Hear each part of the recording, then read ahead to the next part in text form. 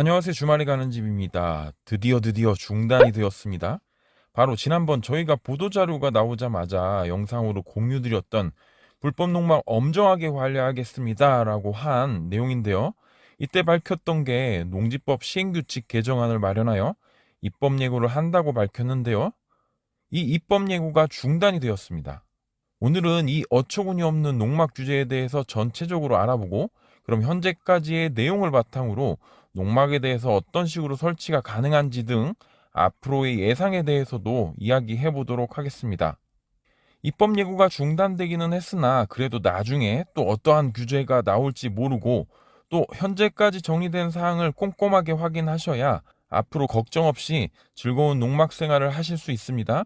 만약 농막에 대해서 기존에 설치하셨던 분들이나 앞으로 설치를 하려고 하시는 분에 있어서는 오늘 영상 확인하시면 도움이 될 겁니다. 주말에 가는 집 채널은 주말주택, 주말농장, 농막과 관련된 내용을 공유하고 있으니 지속적으로 정보 공유받고 싶으시다면 구독 부탁드리며, 오늘 영상이 도움이 되셨다면 좋아요도 꾹 눌러주시기 바랍니다. 자, 오늘 이야기할 내용에 대해서 요약해보면 다음과 같습니다. 첫 번째, 농지법 시행규칙 개정안이 어떻게 진행되었던 것인지 간단하게 이야기를 해보고 넘어가도록 하겠습니다. 정말 어처구니 없지만 그래도 또 이러한 규제가 언제 세상을 뒤집어 놓을지 모르니 화가 나더라도 한 번쯤 확인해 주시면 좋을 것 같습니다. 두 번째로, 농막에 대해서 현재까지 공식적인 입장으로 저희가 확인된 내용을 바탕으로 앞으로 어떤 기준을 갖고 설치를 할지 이야기를 해보도록 하겠습니다. 농지법 시행규칙 개정안 진행 사항인데요. 가장 먼저 농지법 시행규칙 개정안 입법 예고가 중단이 되었는데요. 그 내용부터 이야기하자면 참 어이가 없습니다. 농림축산식품부에서 이야기한 내용인데요. 정황근 장관의 지시로 14일 농지법 시행규칙 개정안의 입법 예고를 중단한다고 밝혔습니다. 현장에서 제기되는 다양한 의견을 고려할 때 추가적인 보완 필요성이 있다고 판단했다고 하는데, 이게 어떻게 진행된 것이냐면 농식품부가 지난달 12일부터 농막 불법 증축과 별장 사용 등 불법 행위를 예방하기 위해 농지법 시행규칙 개정안을 마련해 입법 예고 중이었습니다. 이에 대한 영상도 저희가 공유 드렸는데요. 농막은 농자재 보관, 수확 농산물 간이 처리, 농작업 중 휴식 등을 위해 설치하는 연면적 20제곱미터 이하의 시설로 주거는 할 수 없다면서 농막 불법 증축과 별장 사용 등의 문제가 발생했고, 농식품부는 이를 막기 위해서 농지법 시행규칙 개정안을 마련한 것이라고 합니다. 여기까지는 좋았습니다. 일부 농막이 정말 농사 하나도 안 짓고 별장처럼 꾸며놓은 것들이 많았습니다. 아니, 많지는 않았고 일부 있었다고 볼 수 있죠. 저희가 이에 대한 영상도 공유 드리기는 했는데요. 각종 방송에서도 이러한 불법 농막에 대한 이슈가 많았습니다. 특히 어디 지자체장인지는 모르겠지만 여기에 한몫했었습니다. 그렇다고 이번 개정안에서 이러한 내용이 포함된 것입니다. 바로 농막으로 전입신고를 하는 경우, 농작업 중 일시 휴식을 벗어난 야간 취침, 숙박, 농작업 없는 여가시설 활용 등을 하는 경우, 내부 휴식 공간이 바닥 면적의 25%를 초과하는 경우는 주거로 판단하는 것이었죠. 야간 취침, 숙박에 대해서 언급을 하니 국민 여론이 들끓었습니다. 저희 영상에도 엄청 많은 댓글을 남겨주셨는데요. 주말 농장 하면서 농막에서 하룻밤 자지도 못하고 다시 왔다 또 내려가야 하나, 또 캠핑도 그렇고 심지어는 노숙도 다 자기 맘대로 하는데 농막에서 잠자는 것을 불법으로 규정하냐 등등 상당히 여론이 안 좋았습니다. 또 큰 이슈 중에 하나가 바로 농막에 대한 면적 기준 차등화이었는데요. 잘 아실 겁니다. 농지가 200평 미만일 경우 2.1평 정도로 농막 사이즈를 정말 작게 제한하고 있었고요. 200평에서 300평이면 대략 4평 정도의 면적으로 농막 면적을 축소시켰는데요. 6평도 솔직히 작습니다. 그래서 대부분 농막 옆에 비닐하우스를 만들고 이렇게들 사용하는데, 이걸 더 줄인다? 솔직히 주말 농장 하려면 300평 이상이면 버겁습니다. 100평 정도가 저는 딱 좋은데요. 제대로 300평 농사 지려면 이거 죽습니다. 체험 영농은 이렇게 시작한다면 저는 추천하지 않습니다. 따라서 이렇게 되니 사람들의 반발이 무척 심했고, 아까 말씀드렸던 것처럼 국민참여 입법센터에 가장 최근에 올라온 내용도 다음과 같은데요. 농막의 연면적 차등과 반대합니다. 농막 6평이 넓다고 생각하십니까? 주말 농사는 가족 단위로 가서 일하게 되는데 2명에서 4명 가서 농막을 이용하면 많이 비좁습니다. 거기에 농작물 농자재 보관이 가능하다고 생각하시나요? 오히려 배로 늘려 농막 크기를 12평으로 넓혀주는 게 실효성이 있어 보입니다. 이런 내용이 있었는데요. 맞습니다. 정말로 주말 체험 영농은 도시민을 대상으로 점점 더 사람이 없어지는 농촌을 활성화시키기 위해서 만든 제도인데, 이는 주말 체험 영농을 하려고 맘먹은 사람들에게 있어서 아주 큰 타격이었습니다. 그러자 농림축산식품부에서 이런 보도자료를 냅니다. 중단 소식이 나오기 며칠 전에 나온 내용이고요. 농막 제도 개선 사항 사실은 이렇습니다 라는 보도 자료를 냈는데요. 이번 제도 개선은 농막을 농업 활동과 무관하게 주거 목적으로 활용하는 것은 제한하려는 취지이며, 도시민의 주말 농장이나 영농 체험 목적으로 설치하는 농막은 활용하는 데 불편함이 없도록 할 계획이다 라고 다시금 번복을 하게 됩니다. 정말 졸속 행정의 극치라고 보여지는데요. 불법 농막 엄정하게 관리하겠습니다 라고 나온 대책이 야간 취침, 숙박을 제한하고 또 작은 면적의 토지에는 6평짜리 농막도 못 놓게 만드는 정책을 내놓은 게 현실을 알고 대책을 내놓았는지 농림축산식품부에서 농막에 대해서 제대로 알고 있는지 의문이 가기는 했습니다. 결국 6월 14일에 윤석열 대통령이 농막 규제와 관련해 신중히 접근할 일이라며 사실상 제동을 걸었습니다. 그래서 정황근 농식품부 장관이 농지법 시행규칙 개정 절차를 중단할 것을 지시한 것인데요. 즉 이번 개정안은 하나의 해프닝으로 끝났다고 보시면 될 것 같습니다. 추가적으로 농막제도와 관련하여 추가 논의 및 토론회 등을 통해 의견을 수렴해 보겠다고 합니다.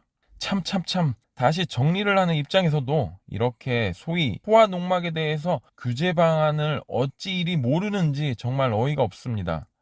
별장처럼 운영되는 농막은 딱 봐도 구별이 가능한데, 이를 잡기 위해서 야간 취침 및 숙박을 금지하는 카드를 꺼내다니 정말 어처구니가 없습니다. 오히려 농촌을 살리기 위해서 현행 규제를 현실적으로 풀어주는 게 맞다고 생각합니다. 이 부분도 앞으로 잘 정리가 되었으면 좋겠습니다. 자, 2번째 이야기로 넘어가도록 하겠습니다.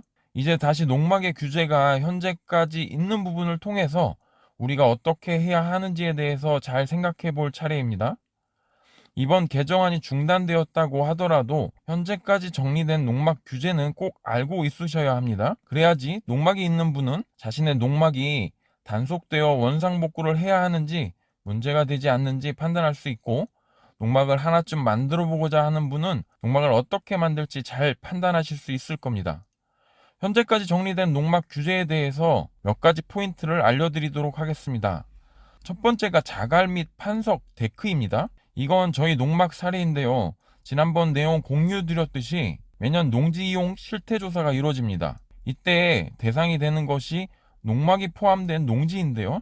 자갈 및 판석은 단속 대상입니다.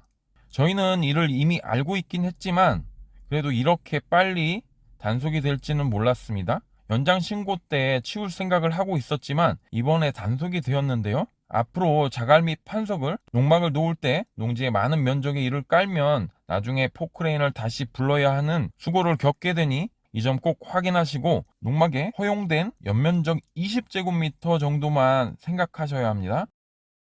저희는 나무 농사를 할 예정인데 보시는 것처럼 일전에 저희가 방문한 농원입니다. 이렇게 제초 매트를 깔고 마술 화분을 써서 나무 농사를 지어볼 예정이니 여러분도 참고하시면 좋을 것 같습니다. 야채 텃밭은 아주 작게 꾸미셔도 됩니다. 정말 빨리빨리 자라기에 채소를 먹기 위한 텃밭은 며칠이면 쑥쑥 크거든요. 정말 관리가 어렵습니다. 주말 농장에 대한 농사도 한번 영상으로 공유 드리도록 하겠습니다. 다음으로는 다락입니다. 일전에 영상에서 농막이 있는 토지 무작정 사시면 안 됩니다 라는 영상을 보내드린 적이 있는데, 이때 보여드렸던 농막이 이렇게 생겼습니다. 이거는 불법 농막입니다. 이번에 농식품부에 문의했을 때도 외부로 연결된 통로가 있는 복층 농막은 연면적에 포함된다고 하였으니 다락이 있는 복층 농막 사실 때에는 이 점 꼭 유념하시고요. 또 하나가 냉난방 시설입니다. 이게 정말 모호한 부분이 있는데 다락이 있는 경우 난방 시설이 되어 있지 않은 곳은 거의 보지 못했습니다.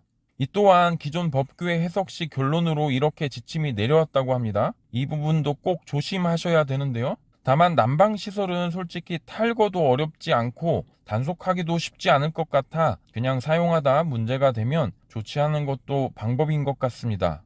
왜 이렇게 국민들을 불법으로 내모는지 모르겠는데요. 그냥 이 정도는 편의상 놔두면 되지 않을까 싶네요. 솔직히 다락이라고 해서 정말 불편함이 많습니다. 허리도 피지 못하고 올라가야 하는 농막 다락인데 정말 이렇게 단속한다고 하니 아쉬울 따름입니다. 마지막으로 정화조입니다. 정화조는 농막 바깥에 설치하면 연면적에 포함된다고 합니다. 지난 영상에서 말씀드린 것처럼 농림축산식품부 담당자에게 확인한 사항입니다. 그러니까 기존에 정화조를 설치하신 분들도 이 부분을 잘 확인하셔야 되는데요. 때문에 정화조 업체에 문의를 한번 더 해보았습니다. 그런데 여기에서 문제가 또 있더라고요. 정화조의 경우 정화조법이 있어서 정화조 뚜껑을 건축물 밑에 두면 안 된다고 합니다. 따라서 농막 사이즈가 20제곱미터를 모두 차지하는 농막을 설치 시 정화조를 설치할 경우 문제가 될 수 있습니다. 확인을 해보니 정화조 설치 시 농막 사이즈가 18제곱미터까지 허용된다고 합니다.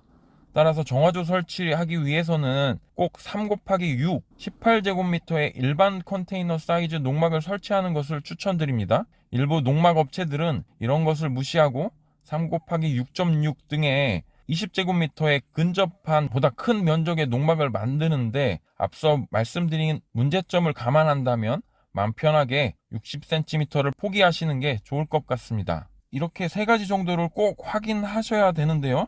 이 부분은 이번 개정안과 상관없이 현행 법규에 대한 내용이니 이 점 꼭 참고하시면 좋을 것 같습니다. 다시금 이야기하지만 농막을 별장처럼 꾸미고 사용하는 분들이 있습니다. 하지만 이는 대부분의 사람들이 주말 농장으로 소소하게 주말 체험 영농을 하면서 가족들과 소중한 추억을 만들고자 하는 것입니다. 저희도 마찬가지고요.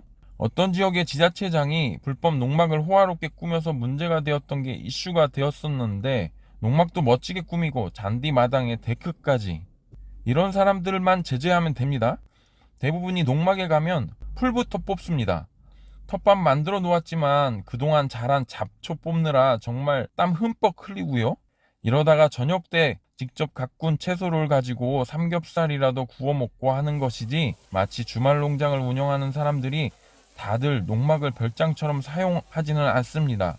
일부 사람들 때문에 농막 자체를 규제하려 했기에 이번에 아주 큰 반발이 있었던 걸 생각하시고 오히려 주말 체험 영농을 더 편리하게 할 수 있도록 정부 차원에서 효율적인 방안을 마련해 주셨으면 좋을 것 같습니다. 저희 주말에 가는 집 채널은 주말주택, 주말농장, 농막과 관련된 정보를 공유하고 있으니 지속적으로 시청하고 싶으시면 구독 부탁드리며 오늘 영상이 도움이 되셨다면 좋아요도 꾹 눌러주시기 바랍니다.